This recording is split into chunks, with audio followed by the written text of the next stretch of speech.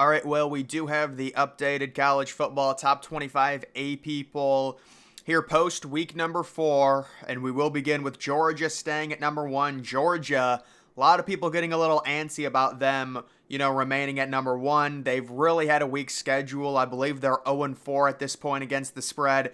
But guys, we all knew this was going to happen. As long as Georgia didn't lose early in the season, they were basically a guarantee to start off 4-0, and they were always going to stay 1 because of the past 2 years. A lot of people arguing the past 2 seasons shouldn't have any bearing on this year, but we know these voters do take that into account, so Georgia stays at number 1. Pretty much the same thing with Michigan. They did beat Rutgers 31-7. They ended up pushing on the -24 spread, kind of got aided by a pick six late in that game, but seems like Michigan, Georgia, both of them have faced basically nobody, but because of last year, they're at number 1 and number 2. It is what it is. This is pretty much what we expect from college football in the rankings this early in the season. You've got Texas remaining at number 3, so Texas had a pretty impressive win at Baylor for sure.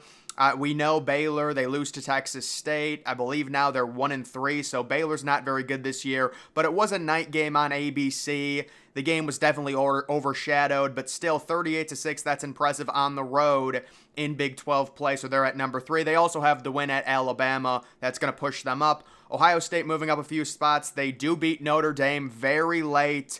Little bit of luck involved in that win, but it's an impressive win on the road. They move up to number 4. The Buckeyes get a very early bye. They will not be playing next week, but it is a resume-building win on the road against a good team, you would think. At number 5, it is Florida State moving down a spot, so they beat Clemson, and that game was very interesting because you have Florida State, who's ranked number 4, going to an unranked team, and it's basically a pick'em. And to be honest, Clemson completely outplayed them the entire game. Now, Florida State made plays late. They win in overtime. That's fine. But Clemson outgained them by about 120 yards. FSU, Devin Travis, is he injured? It's hard to say. He doesn't look very mobile at this point. Either way, they're sitting at number 5 right now, and people are certainly coming back down to earth on them. They did have that big Week 1 win against LSU.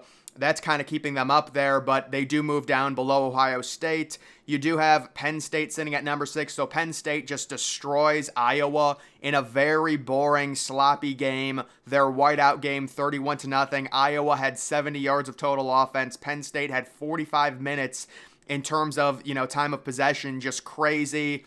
We'll see with Penn State. I don't think Iowa should have been ranked. Iowa has the same offense that they've always had. They're just simply the worst, so Penn State at number 6. Washington continues to destroy everyone. They scored 45 points in the first half last night. It's unfortunate Washington playing at 10:30. Nobody really watched them. But yeah, they're up 1 spot to number 7. I've seen a lot of people put them inside of the top 4, inside of the top 5. They're definitely a trendy pick right now because they're dominating everyone. You have USC moving down 3 spots. Little surprising there. They did win, but it was kind of close against an Arizona State team who is not good at all. They won 42-28, allowing the 28 points. I think Arizona State was shut out last week, so USC, we know the story with USC. They've got Caleb Williams. They've got a really good offense, but it certainly seems like they're trending towards multiple losses in this tough Pac-12 at this point. The defense just isn't good enough. At number 9, you've got Oregon, so you would think Oregon probably should be in front of USC at this point, but they do have them just below them. Oregon destroying Colorado. They were 21-point favorites. They end up covering easily. The whole thing with Dan Lanning, Deion Sanders. Colorado falls out of the top 25, and Oregon, they do look really good, but even Oregon, I mean, guys, these are college football teams. Like, look at Oregon in Week 2 against a Texas Tech team who now looks really bad. They probably should have lost that game to Texas Tech, so I don't know if we can really say Oregon's this massively dominant team. I think a lot of that Colorado hype, like, that game should not have been hyped up like it was. It was the Deion Sanders. He was 3-0. That roster still has a lot of holes in it. They were 1-11. You can't completely rebuild a roster overnight or in one offseason, and that's what Colorado fans realized in this game against Oregon. So Oregon, it's a decent win, but it's also a game with Travis Hunter's not playing. We'll have to see how Colorado does against USC. That'll tell us a lot more next week. You've got Utah at number 10.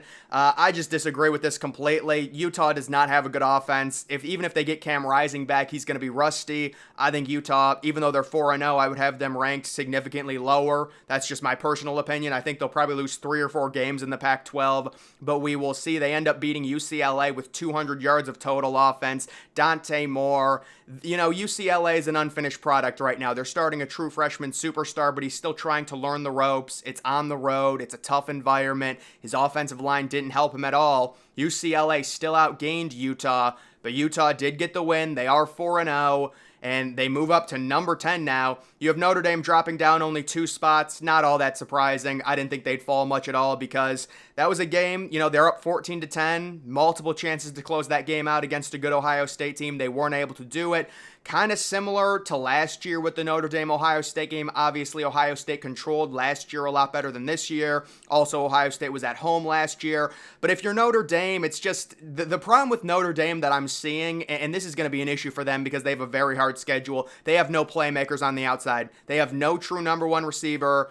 That's going to be a problem. They're basically a run-first identity type team with a veteran quarterback who's really not all that athletic. We saw multiple times Sam Hartman, when he got pressured, he would just kind of throw it into the ground. There could have been a few interceptions that Ohio State could have had.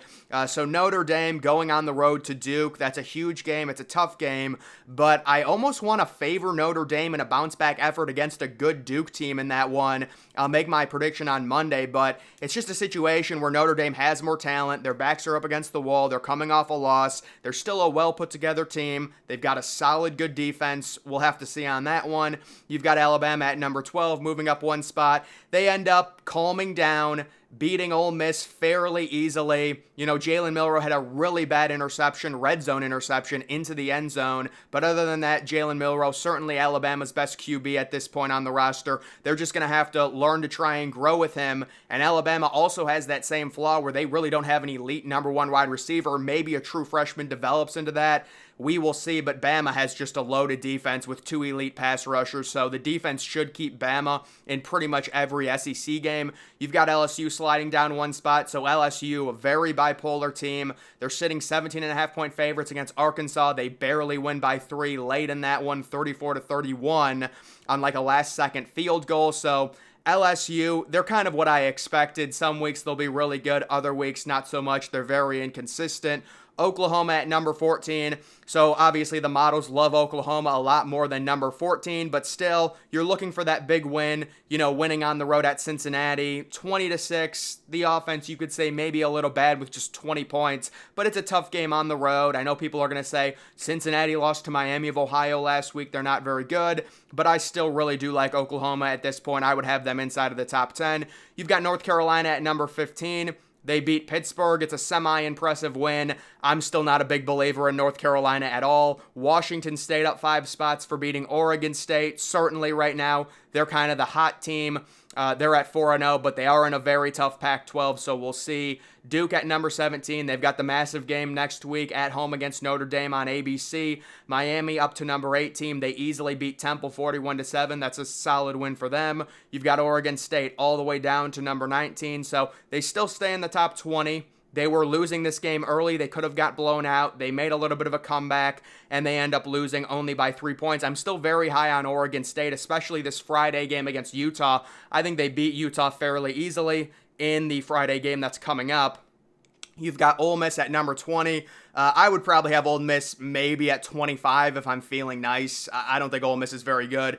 Tennessee at 21. They move up 2 spots. So yeah, they were like 22-point favorites over UTSA. They ended up winning 45-14. They were up like, I want to say 31-0 at halftime or something. It was a pretty much a blowout right away. Then you've got Florida up 3 spots. I don't really understand that. They didn't play very well against Charlotte. It's very clear Graham Mertz is not a good quarterback, so I would have Florida unranked at this point. Missouri is another team I would have straight up unranked. I think they were very bad in their first 2 games against bad opponents. They beat Kansas State at home on a 61-yard lucky field goal, and then they beat a below-average Memphis team in a neutral site game. I'm just not buying them. You've also got Kansas being ranked now at 24. I guess that's fine with Kansas. We'll see if they're able to maintain it. Last year, they started off really hot and then kind of struggled. They end up beating BYU, although BYU did outgain them in that game. And then Fresno State, they end up at 25. So we were wondering, was Fresno State going to get ranked this week? And it turns out, yes. And you can see Kansas State. You got to give Kansas State credit. They did beat a good UCF team. They're the first team on the outside looking in. They would be ranked 26th.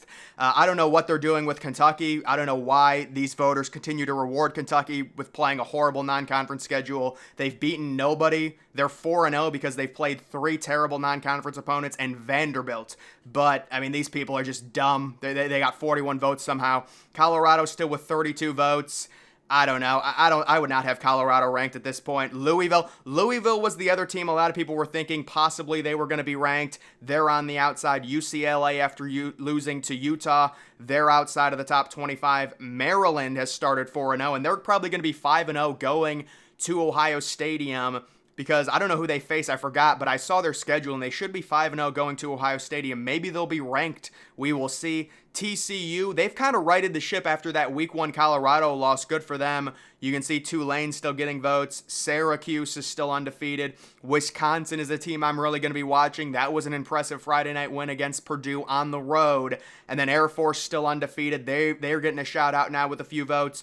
Clemson, personally, I'd have Clemson inside my top 20, maybe even inside my top 15. Clemson's a really good football team. They just are. I understand they're 2-2. I understand they lost Week 1 badly. Week 1 is kind of crazy. Then they come back and easily win 2 games, and then they completely outplay a top 5 team according to this poll in FSU. But they're not outside of the top 25 here. And then A&M with 5 votes as well. We know they've got crazy talent. But, they're going to have to win some games in the SEC. I was not impressed beating Auburn. I know Auburn was undefeated, but Auburn played a very bad non-conference schedule. So, guys, that is the updated AP Top 25 here post Week 4. That's going to do it for this video. Make sure you're following me on X. Link to that's always in the description.